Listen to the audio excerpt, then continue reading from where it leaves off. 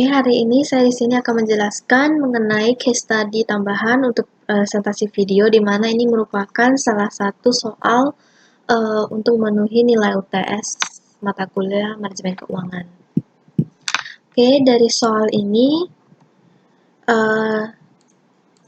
Milestone Co ini mengevaluasikan suatu investment proposal untuk memanufaktur suatu produk Milo, di mana mempunyai initial investment-nya sebesar $1.800.000 yang akan segera dibayarkan. Dan ini draft evaluation yang sudah disediakan sama si new staff. Jadi data-datanya. Kemudian dari data-data tersebut juga ada 10 informasi soal lainnya. Dimana yang pertama itu the relevant fixed cost are forecast to be $150.000, itu merupakan current price term di tahun itu. Kemudian yang kedua, sales and production volumes are the same and no finished good inventory is held. Jadi di sini apa yang dijual dan apa yang produksi itulah yang dijual. Jadi nggak ada sisa inventory. Kemudian yang ketiga, the corporation tax rate-nya itu 22% per tahun, dan tax liabilities are payable 1 year in arrear. Jadi dia itu setiap pembayaran pajak taxnya itu 1 tahun setelahnya. Kemudian yang keempat, Milestone Co ini dia menggunakan metode depresiasi reducing balance method dengan persentase 25% yang berbasiskan pada initial investment. Kemudian yang kelima, dia expect kalau misalnya di selling price-nya akan mengalami inflasi sebesar 4,2% per tahun, variable cost mengalami inflasi sebesar 5% per tahun, dan fixed cost mengalami inflasi sebesar 3% per tahun. Kemudian yang keenam, selling price dan variable cost-nya itu semuanya itu adalah current price term. Jadi sama ya kayak relevant fixed cost-nya itu. Kemudian yang ketujuh, investment-nya ini nggak ada scrap value, nggak ada nilai sisa. Kemudian yang ke-8, the investment will be partly financed by $1.500.000 loan yang dengan bunga 10% per tahun. Kemudian yang ke-9, Milestone Co ini ada capitalnya sebesar 12% per tahun, baca average cost of capitalnya. Kemudian ke-10, dia adanya target payback of the proposed project ini adalah 2,5 tahun, dan target return on capital employed atau ROCE-nya adalah 20%. Jadi di sini dia itu merequirekan kita ada 6 soal. Yang pertama itu adalah prepare a revised draft evaluation of the investment proposal and comment on its financial acceptability. Oke, jadi kita langsung ke soal aja. Jadi yang ke soal pertama ini dia bilang prepare a revised draft evaluation dari informasi soal yang telah dikasih sebelumnya. Jadi sebelumnya kita itu harus dari informasi soal ini ada beberapa perubahan yang harus kita lakukan. Itu pertama-tama kita harus menghitung terlebih dahulu. Kita itu harus membuat dulu schedule-nya. Jadi dari sini kita itu harus membuat dulu terlebih dahulu schedule-nya. Di sini di soal dikatakan bahwa dia menggunakan depresiasinya itu pakai reducing balance basis. Jadi di sini kita harus menghitung berapa depresiasinya apabila menggunakan metode reducing balance. Jadi di sini kita tadi kan dia initial investment-nya 1.800.000. Kemudian depresiasinya itu kita kalikan dengan 25%. Dapat ending book value-nya dapatkan dari beginning book value dikurangi dengan depreciation. Di sini apabila kita menggunakan reducing balance method, maka kita harus menggunakan beginning book value di tahun keduanya. Kita akan menggunakan angka ending book value di tahun sebelumnya. Jadi menggunakan angka ini. Kemudian depresiasinya tetap kita kalikan beginning book value dikalikan dengan 25%, dapat ending book value. Kemudian tahun ketiga juga sama caranya, dikalikan 25% dapat depresiasinya, dan dapat ending book value-nya sebesar 759.375. Kemudian beginning book value-nya sebesar 759.375, dan depresiasi di sini kita langsung masukkan full angka amount ending book value, atau bisa dikatakan tidak ada nilai sisa. Dikarenakan dari soal ini dikatakan bahwa the investment has no scrap value. Jadi di sini nggak ada nilai sisa dari book value-nya. Jadi langsung kita buat depresiasinya sebesar 759.375 dolar. Oke, kemudian yang kedua kita harus menghitung selling price-nya, di mana di soal dikatakan bahwa adanya kenaikan inflasi untuk selling price-nya 4,2%, variable cost-nya 5%, dan fixed cost-nya 3%. Jadi kita harus menghitung tiga-tiganya. Oke, yang pertama kita hitung dulu terlebih dahulu, hitung selling price-nya. Untuk selling price-nya, kita ambil dari soal, dari sini. Selling price 20, tahun pertama ada 25, tahun kedua 25, tahun ketiga 26, tahun keempat 27. Kita masukkan ke sini. Kemudian sales unitnya kita ambil dari soal juga, 95.000, 100.000, 150.000, dan 150.000. Masukkan. Kemudian inflasi di sini kita memasukkannya karena dia mengalami kenaikan 4,2%, maka rumusnya adalah 100% ditambah dengan 4,2%. Kemudian sales revenue-nya kita dapatkan dari selling price dikali dengan sales unit, dikalikan dengan inflasi, dan kita mendapatkan sales revenue kita. Kemudian untuk tahun kedua, di sini inflasinya karena setiap tahunnya mengalami kenaikan 4,2%, maka kita pangkatkan 2 dari kenaikannya sebelumnya. Jadi tinggal dipangkatkan 2 aja. Kemudian rumusnya sama, dikalikan juga, dapat hasilnya. Untuk tahun ketiga, sama rumusnya, cuma kita memangkatkannya ke 3, karena itu udah tahun ketiga mengalami kenaikan 4,2%-nya. Untuk tahun keempat, dipangkatkan 4. Kemudian akan dapatkan hasil schedule-nya segini. Kemudian untuk mencari variable cost, di mana dia rumusnya sama aja seperti mencari selling price tadi. Jadi kita masukkan dulu variable cost ini dari soal yang kita udah ketahui. 11 di tahun pertama, tahun kedua 12, tahun ketiga 12, tahun keempat 13. Kemudian sales unitnya ini sama seperti yang di selling price, kita ambil dari sini juga. 95.000, 100.000, 150.000, dan 150.000. Kemudian inflasinya sama, berarti 100% ditambah dengan kenaikan itu 5%. Kemudian di tahun kedua kita pangkatkan 2, tahun ketiga kita pangkatkan 3, dan tahun keempat kita pangkatkan 4. Untuk mencari variable cost, caranya dikalikan variable cost, dikali sales unit, dan dikali inflasi. Kemudian untuk fixed cost juga mengalami kenaikan sebesar 3%, dan fixed cost ini dimana kita berdasarkan informasi nomor 1, relevan fixed cost kita menjadi 150.000, dan itu current price term. Oke, jadi kita masukkan 150.000. Kemudian inflasinya sama, 100% ditambah dengan 3%. Ininya dipangkat 2, tahun ketiga dipangkat 3, tahun keempat dipangkatkan dengan 4. Kemudian untuk mencari fixed cost, kita langsung kalikan aja fixed cost dikali inflasi. Sebelumnya ada tambahan, kalau misalnya untuk tabel depresiasi schedule di sini, sebelumnya di soal ini dia menggunakan straight line method. Jadi bisa diketahui dari sebelumnya initial investment-nya ini adalah 1.800.000, dan apabila 1.800.000 ini dibagi dengan 4 akan mendapatkan depresiasinya per tahun adalah 450.000. Oke, kemudian kalau kita sudah mendapatkan informasi soal dari 4 tabel ini, maka kita tinggal memasukkan saja ke dalam perhitungan di tabel ini. Jadi initial investment-nya sebesar 1.800.000, sales revenue-nya untuk tahun pertama sampai tahun keempat didapatkan dari perhitungan kita di sini, yaitu ini 2474.750 didapatkan dari sales revenue yang telah kita hitung sebelumnya. Kemudian tahun kedua dapatkan dari sales revenue yang sudah kita hitung di schedule tadi, tahun ketiga juga, dan tahun keempat juga. Jadi sama caranya.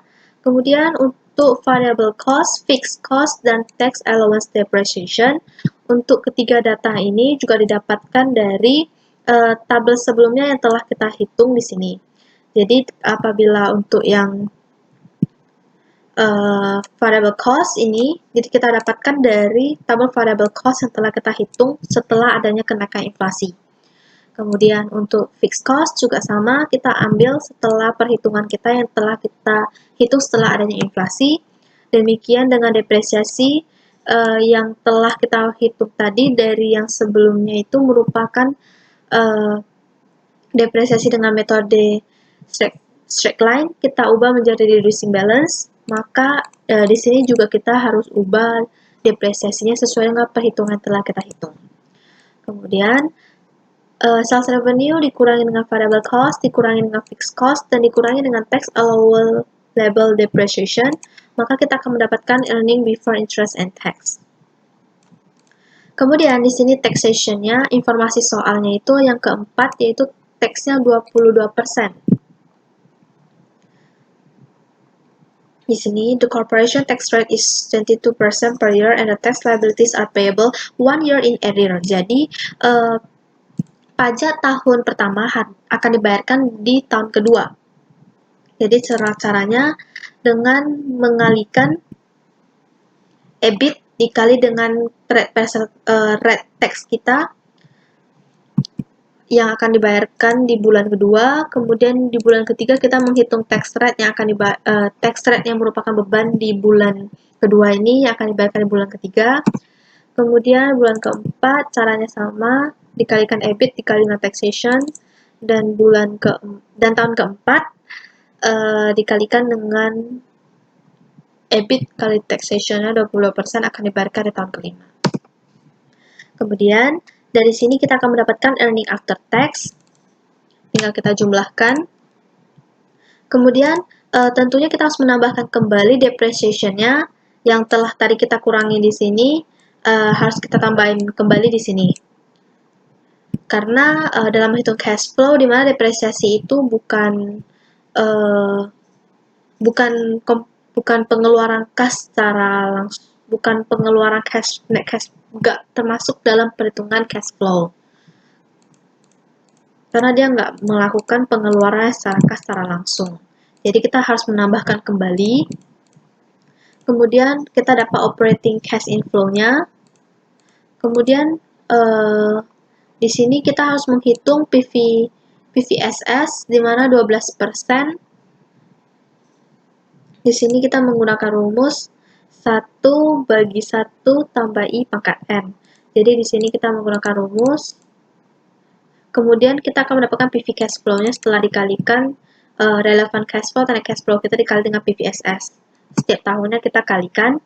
Kemudian maka kita akan mendapatkan NPV kita sebesar 2.508.550,03 dolar. Ini dapatkan dari perhitungan total dari PV cash flow. Dimana di sini kalau misalnya dilihat dari angka NPV-nya, di mana NPV-nya masih lebih besar daripada 0, maka project ini dapat dikatakan financially acceptable. Oke, kemudian kita masuk lagi ke soal kedua. Explain any revision you have made to the draft evaluation in part A above. Jadi yang adanya perubahan di mana ada sales revenue-nya, dia itu awalnya kan merupakan price term. Jadi sesuai informasi soal, jadi dia itu mengalami inflasi sebesar 4,2% per tahunnya. Maka di sini kita akan mengalami pengaruh. Jadi perhitungannya ada berubah. Untuk variable cost dan fixed cost juga sama. Variable cost itu dia awalnya juga merupakan current price term. Jadi sesuai informasi soal, dia mengalami inflasi sebesar 5% per tahunnya. Kemudian untuk fixed cost, current price term-nya fixed cost tadi sebesarnya 150.000 per tahun, maka harus di-adjust sesuai dengan kenaikan inflasi sebesar 3% per tahunnya. Kemudian untuk tax allowance depreciation, dalam penyajian laporannya di mana metode depresiasi yang digunakan sebelumnya adalah straight line method, dan di informasi soal dikatakan menggunakan reducing balance method sebesar 25%, dan pada saat perhitungan net cash flow, kita harus menambahkan kembali depreciation yang telah kita kurangi sebelumnya, karena depreciation merupakan non-cash expense. Kemudian yang kelima, interest payment. The investment will be partly financed by $1.500 loan at 10% per year. Dimana informasi soal yang ke-8 ini. Jadi di mana nomor 8 ini itu 10% bunga per tahunnya untuk peminjaman. Di mana pembayaran beban bunga dan interest paid-nya merupakan pengeluaran pendanaan dan tidak termasuk dalam kategori relevant cash flow. Maka kita tidak perlu menghitung ataupun kita dapat mengabaikannya yang telah dibayar di tahun lalu. Kemudian yang keenam adalah taxation, di mana tax rate-nya itu adalah tetap 22% dan dibayarkan 1 tahun setelahnya, yaitu a year in arrear. Dikarenakan adanya perubahan di sales revenue, variable cost, dan fixed cost yang mengalami inflasi sebelumnya, maka mengakibatkan adanya perubahan perhitungan di taxation. Oke, yang C, please help the company evaluate the investment using payback period and ROCE. Comment on its acceptability. Jadi di sini kita menghitung payback period kita, di mana kita di sini kita mau tahu kapan kita bisa balik modal. Jadi initial investment sebelumnya adalah 1.800.000, kemudian kita harus mengetahui kapan kita balik modalnya melalui cash flow kita. Di mana angka cash flow ini didapatkan dari perhitungan kita sebelumnya. Yang di sini net cash flow. Jadi ini yang kita hitung. Kemudian dari akumulasinya ini kita mengetahui kalau misalnya di tahun pertama ini kita belum balik modal. Di mana modal kita itu sebelumnya adalah 1.800.000 initial investment kita. Berarti kalau misalnya di tahun pertama kita baru mendapatkan 1.223.000, kita masih kurang 577.000 untuk balik modal. Oke, untuk di tahun kedua, dia sudah balik modal bahkan lebih.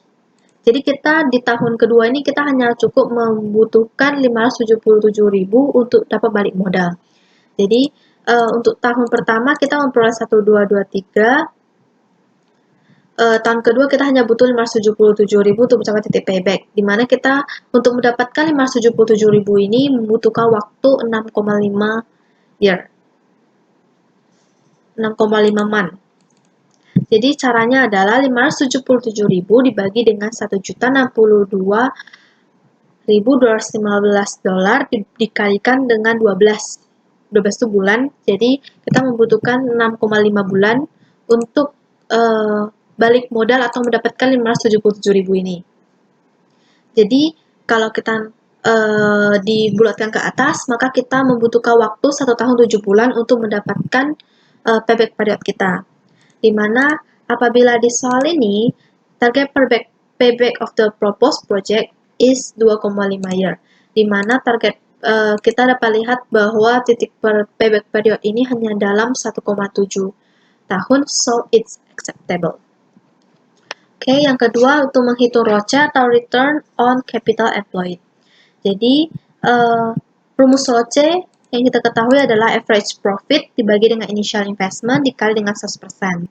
Average profit ini kita dapatkan dari perhitungan kita di atas. Dari sini yaitu total earning after tax kita dibagi dengan 5 tahun. Karena dia bilang di sini average profit. Maka kita dapat hasilnya 788.639,78 dibagi dengan initial investment kita 1.800.000 dikali 100% dapat hasilnya 43,81%. Di mana dalam project ini dikatakan akan mendapatkan ROCE sebesar 20%, dan ternyata setelah dihitung ROCE yang didapatkan sebesar 43,81%, yang artinya project ini acceptable karena ROCE-nya lebih besar daripada 20%. Kemudian yang D, calculate the sensitivity of the sales revenue and initial investment and comment on it. So, di sini kita harus membuat dulu tabel perhitungan ini. Rumus PVIF ini sama seperti tadi, 1 bagi 1 tambah I pangkat N. Jadi ini sesuai perhitungannya, rumusnya. Kemudian initial investment kita 1.800.000. Kemudian sales revenue kita ini dapatkan dari sini. Dari sales revenue kita ini. Jadi tinggal kita masukkan aja. Kita akan menghitung berapa sih present value dari penjualan kita. Jadi tinggal dikalikan saja dari perhitungan yang telah kita hitung. Kemudian kita akan menghitung sales revenue sensitivity. Jadi ini rumusnya net present value dibagi dengan PV of sales revenue. Jadi NPV kita adalah 25550,03 yang kita hitung sebelumnya di nomor 1. Ini.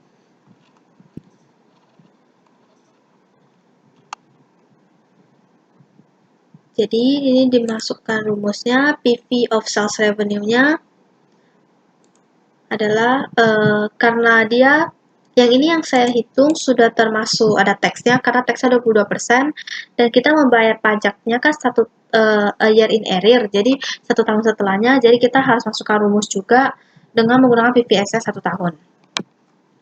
Jadi di sini kita langsung pakai rumus 2.508.550,03 dolar dibagi dengan PV of sales revenue. PV of sales-nya ini kan tadi 10.548.384,08 dikurangi dengan teksnya 22% dan akan kita bayarkan 1 tahun setelahnya. Kemudian akan mendapatkan 29,59%. Kemudian kita menghitung initial investment year. Untuk menghitung initial investment sensitivity-nya, rumusnya net present value dibagi dengan PV of initial investment. Net present value-nya sama seperti tadi, dapat dari perhitungan kita yang nomor 1. Kemudian PV of initial investment-nya 1.800. Kemudian dapat 139,36%. Semakin kecil atau rendahnya persentase sensitivitas, maka semakin beresiko variabelnya. Dimana dapat dilihat bahwa variabel yang paling sensitif dan kritis adalah sales revenue, karena tingkat persentasenya lebih rendah. Kemudian yang E, the general, kita diminta untuk menghitung the general inflation rate is 6%.